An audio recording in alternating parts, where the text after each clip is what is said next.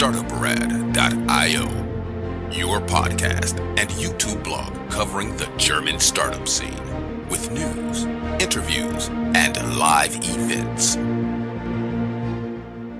Hello and welcome everybody. This is Joe from Startuprad.io, your startup podcast and YouTube blog from Germany, again bringing you a subject matter expert interview.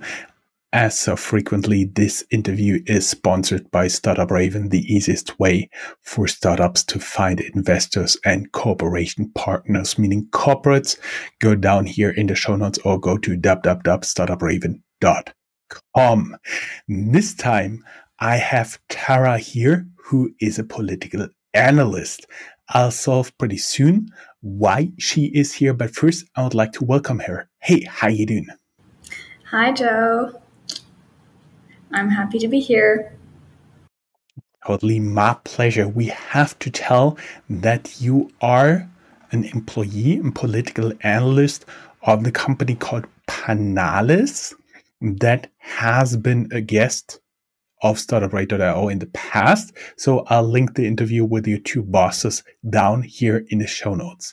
The reason why you are here is that on March 18th, the 100 days of the new coalition of the Olaf Scholz government are over. And that's usually a time the press takes off the gloves and looks back what they've achieved. And we thought, we take this milestone, the first 100 days, and have a look into what is going on in the German political system relevant to the startups. But first, let us talk a little bit about what the German parliamentary system is. Yes, sure. So it's always good to look at the political system of Germany before doing an analysis. So first of all, Germany is a federal republic and a parliamentary democracy. And like in any democracy, the power always stems from the people. So the German people elect their representatives, and the Germans are able to participate in two elections, one every 5 years and one every 4 years. Every 5 years, the people can elect the state parliaments, which then elect the state governments, which then send delegates to the so-called Bundesrat. The Bundesrat is one of the German legislative bodies. And in the Bundesrat, every state of Germany is represented and has a say in matter of legislations and stuff like that. And, it's something like the US Senate. So basically, that's where the states have their voice. But compared to the US, it's not like two senators from each state, but... Well, it's kind of a proportional representation of the states. So the biggest states have more representatives in the Bundesrat. And it differs to the Senate because it's not like a second chamber. It's its own constitutional body. So that you have to keep in mind when talking about the German Bundesrat. And, its main tasks include approving and vetoing acts of legislation. To that. Which also means that they don't bring forward any bills. They just have to decide what Bundestag, the German parliament, did. And they can say thumbs up, thumbs down, or hey guys, let's do it again.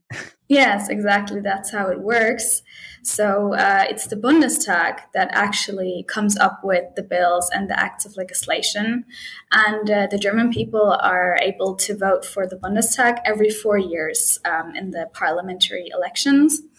And currently, the Bundestag consists of 736 members, and it was just very recently elected in September 2021.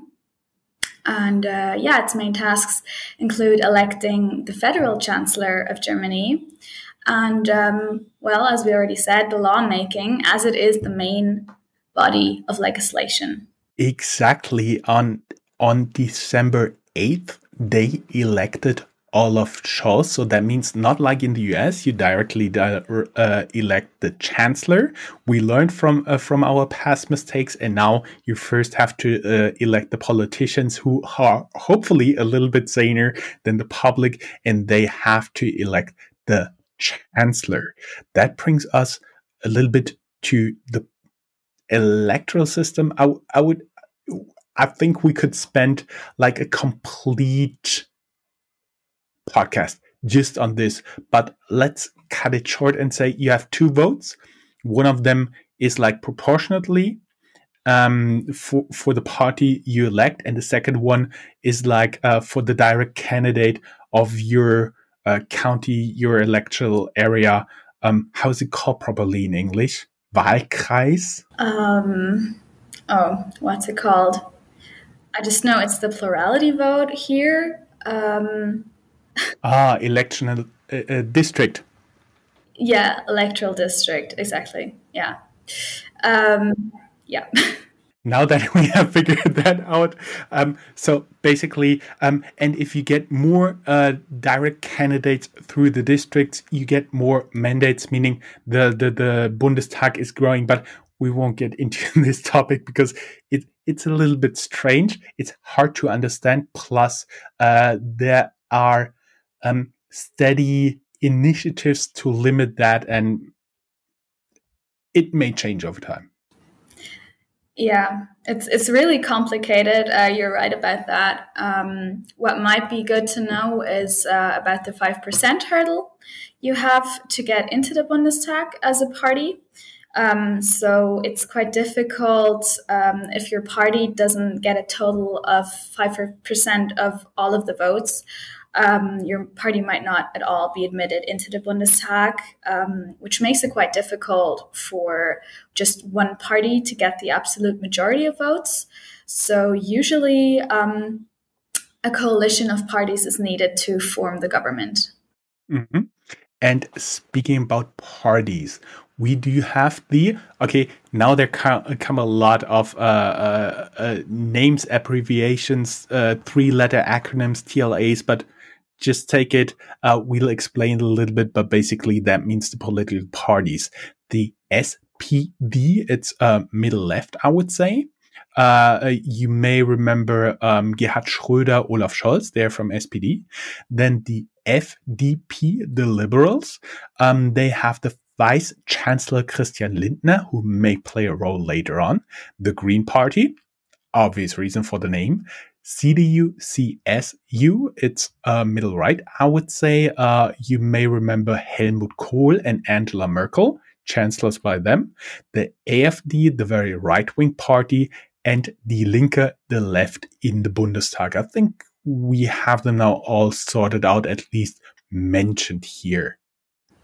Yes, I think so too. So those are the most important parties right now, and I guess that's it. Don't get us wrong. There are like a zillion more parties around here, but they're the one currently present, plus SPD, FDP, and the Greens are forming a coalition government. So they wrote a big contract. That is what we want to do. And that's why we are talking here, right? Yes, exactly. So this coalition paper, it took quite some time to be debated about, and this coalition of parties is actually quite major because I don't think it has been like this before. So SPD with FDP is just kind of historical for Germany. But yes, they did come up with some really good ideas. You do have to talk about that. Yes, exactly. Plus, we may add for the time frame. So the election was going on September 26th. And if you have in mind that Olaf Scholz was elected chancellor on December 8th, you can guess that they have been negotiating for almost 2.5 months there to form the coalition government. So there's a lot of thought that went into that. We also linked the coalition contract 2021 till 2025 here in the show notes, or if you're consuming this on some mobile device, there will be a link to our blog post and there will be the link to the PDF. But please keep in mind it's German only. That said, you are here today because you can tell us a lot about the German parties and their position on startups. And we're talking about here what we will refer to as the coalition government, as we said, SPD, FDP, and the Greens, or just the Scholz government. Yes, exactly. That is kind of my job. At Panalis, I do political analysis, and I've taken a really good look at the positions of the coalition government and the coalition contract and their position to startups and startup politics in general. Great. And what did you find for us? So I guess it's really good to start prior to the parliamentary elections, because if you take a look at the election programs of the governing parties, you kind of see that, well, contrary to the beliefs, they did have very similar ideas and approaches in terms of startup politics. So I think it would be of more value to kind of highlight the differences between the parties. And you have to say there are really not that many differences. So starting with the SPD, as well, the former party of the working class, you can say that they're really big on creating jobs. And of course, making Germany like a leading startup location, as well as highlighting the importance of diversity and social justice for startups. And with that, they wanted to try to create a culture of second chances. So meaning that people who try to create startups that failed, well, get a second chance and going in that direction, but as well supporting women or companies of common interest, social interest. And FDP, well, one thing that stands out with the FDP is their ambition to create the so-called Deutsche Transfergemeinschaft, in English, German transfer community, as an institution, a self-governing institution supporting technology and social innovations that is supposed to be a connection point for universities and businesses. And also, this differs quite a lot from the other points, is they wanted to create digital freedom zones where startups could work in peace with fewer regulations from the government and so on. And then, of course, we have the Greens, who really, well, of course, keeping up with the environmental aspect of the party, wanted to support the ecological aspect of startup politics, with funding of green techs, with building up the ecological potential of technologies, but also, and with this kind of keeping in frame with the SPD reducing disadvantages. But here they also took a closer look at supporting people with a migration background. And they also wanted to stand in for well, kind of also like an innovation agency by the name of DInnova. So, yeah, those are the major points that differ from the other points of the parties. But in general, you can say they do have quite a lot in common. And they also have in common their coalition contract. So what they are planning for the next 5 years until the next general election. I was wondering, what is in the part of the coalition contract that may concern the startups? Yeah, so there are some major points, some major focus points about startup politics in the coalition contract. And one thing that stands out is the supporting of pioneering business fields. So with modernization and everything that has to come for the future, the new government, of course, wants to support businesses like artificial intelligence or fields with quantum technology, cybersecurity, robotics, hydrogen, everything that has to do with the ecological aspect like sustainable mobility, bioeconomy, or circular economy. So that's a big topic for the coalition. But also planned for the next years are so-called one-stop shops. And these are supposed to be sort of contact points for startups, for startup advice, for general support, for help in matters of registration, with the intention to minimize bureaucracy. And the real aim is to kind of make it possible for startups to be able to found a startup within 24 hours. So that is really ambitious, and we'll have to see how that works out, because currently founding a startup takes many months, and that's 24 hours. That's really ambitious.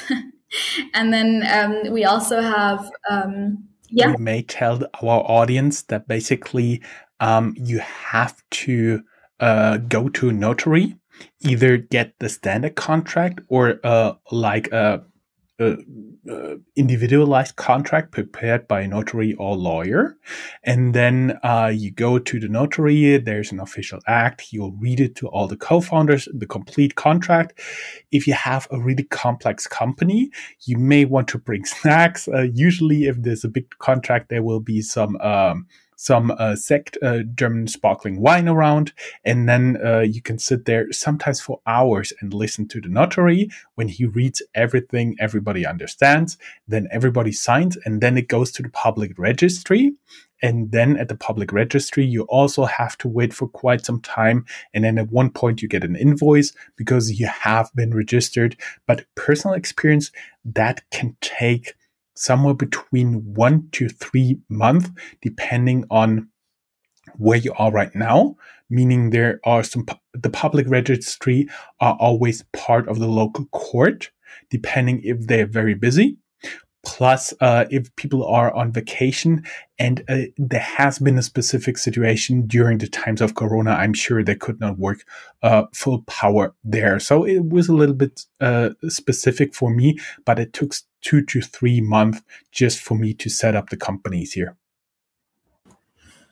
Yeah, so that's one thing that the new coalition definitely wants to change. So making that process faster than it is right now. But also with coming back to the point of social justice, this is a thing that all parties really seem to want to change, is the support for women in startup politics, as well as people with a migration background. But also supporting social startups. And this they want to achieve with special scholarships or funding programs, especially for females, or making a special quota for females in investment committees, things like that, just to kind of make everything a little bit more equal. Because if you look at the quota right now for women in the startup field, it's really quite low at 15 to 16%, I think. So yeah, a lot can be done here. And also they want to, or the new government wants to give startups better access to data and for research results to enable new innovative business models and social innovations, because you have to keep up with the times, and digitization, and modernization are really coming in the flow right now. So you have to keep up with that. And then, of course, finance is always a big. Plus, when you're working with artificial intelligence, machine learning, you need a lot of data. And if you just make up data, your AI never learns the right thing. So that's basically where you need a lot of data. The more, the better. Sorry for the interruption. Go ahead. No problem. So as I was saying, also finance is also a big topic, and which is also really important for both sides.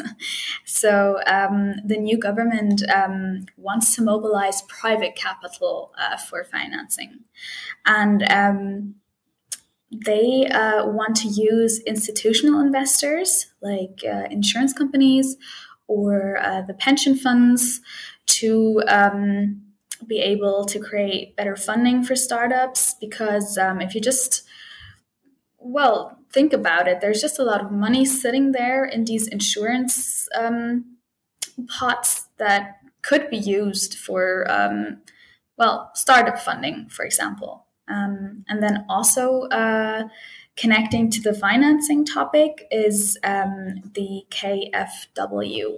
The KfW is the German state-owned investment and development bank. And the coalition wants to strengthen and develop the KfW. So they kind of want to make the KfW the important innovation and investment agency in Germany. It is already quite important, you have to say that as well, but make it even more important and give it more money to be able to create more funds. And then a last point. We may add for our audience that KfW is really a big organization. That means most of what they're doing is dishing out loans, very low interest loans for many, many different things. So basically, if you're building a house, you do it low energy, you put some solar power on top of it, you can get a low interest loan from them. If you're a farmer buying a big tractor, you contact KfW. Businesses can get specialized loans. Export financing. Germany has a very large export-driven industry. All that stuff is done either by KfW or another bank within this group. So they're very important in many, many different aspects. Go ahead. Yes, exactly. Then I wanted to add as a last point the relevance of the government, because the government has decided to step in as a contracting authority even more and increase the access to public tenders. So it wants to make it, especially for startups that go in the direction of the government agenda and like edu tech startups, wants to make it possible for them to get jobs and get funding from the government directly. So those are really the points that stand out with the coalition contract in terms of startup politics. And that is basically the guidelines around what they are planning, like the bigger picture. And do we already see some initiatives? For example, we had the person in charge of the 10 billion startup program here in an interview. Is this going to continue? Yes, of course. So that's not something that will just be forgotten overnight or overridden. The startup program of the former government will, of course, still be intact. Also referred to as the Future Fund, and the new government plans on just further developing it. Because it's a really great initiative. And for example, the new government wants to reserve parts of the Future Fund specifically for female founders. So there are some ideas in place for the 10 billion startup program, but startups or whatever. So startups won't have to fear any fundamental changes. It will still be there. The money will still be there for funding. Mm-hmm. What I was wondering, there have been also some rumors of a French and German initiative in the European Union to invest in startups. There was an article on the semiconductor investments the European Union wants to do in order to produce semiconductors in Europe again. There should also be some money earmarked for startups, plus the Vice Chancellor and Finance Minister Lindner also wanted to set some money aside for startups. Can you talk a little bit about that? And of course, not all of this is final, so we're talking about potential scenarios here mostly. Yes, there is will, let's say, in the Ministry of Finance to contribute $1 billion to the so-called European Tech and Champions Initiative.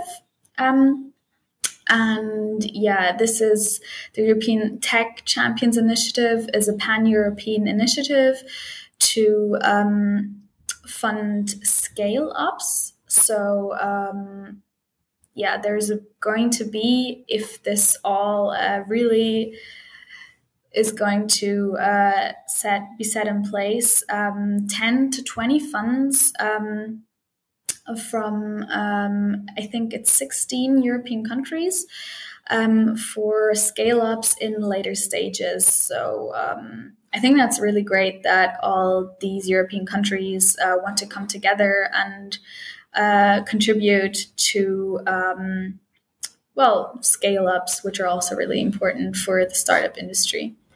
Yes, there has been some complaints about like the chain of financing. So very early on, you start with your own money, then come the business angels, then come the early stage fund. And at one point, you are considered to be a scale up. So you need bigger money, more serious money. And there used to be, or there still is, a potential gap. And that's what they're trying to fix here. Yeah, exactly. Okay, now that we talked such a lot about politics, bottom line is there is a program to have 10 billion invested in startups. There is an additional political will to invest 1 billion more in the European Tech Initiative. Plus, there is some interest to make startups foundable within 24 hours. Did I forget anything important here? No, I don't think so. Maybe that the new government also wants to found a new agency and create a new law specifically for a so-called Bureaucracy Relief Act, which is to fasten or develop the reduction of bureaucracy in politics. And this new agency, is that what the FDP and the Greens wanted? So an agency, an institution that is independent and kind of brings together universities and research to be used for startups, for creating business ideas, and so that none of the ideas or anything will just go to waste. So these are some of the plans that the new government has. And time will show how this new law, this new agency, and generally the will for the politics to take a step ahead with startups will actually be set in action. For everybody who doesn't understand this idea of an agency, we may just highlight that MP3 was actually invented in Germany, but the big money was made outside of Germany, and Germany wants to keep investing in basic research to turn up hopefully stuff like MP3 again, but then want to also commercialize it within the country. Yeah, exactly. Well, Tara, thank you very much. That was a very small trip into what is politically going on in Germany, what to expect from the next government, and really, hopefully, we'll have you back in some time and talk about what the guys, meaning the coalition government, actually realized here. Yes, it was really a pleasure talking about politics, taking a look at the new government, at the coalition contract, and kind of seeing that expectations of startups were really met in the coalition contract. But of course, there is still much to do, but that's just how politics work. And as I said, time will show what will actually be changed and how startups can profit from the politics. Well, great. Thank you very much. It was a pleasure having you as a guest. Have a good day. Thank you. You too. Bye-bye. Bye.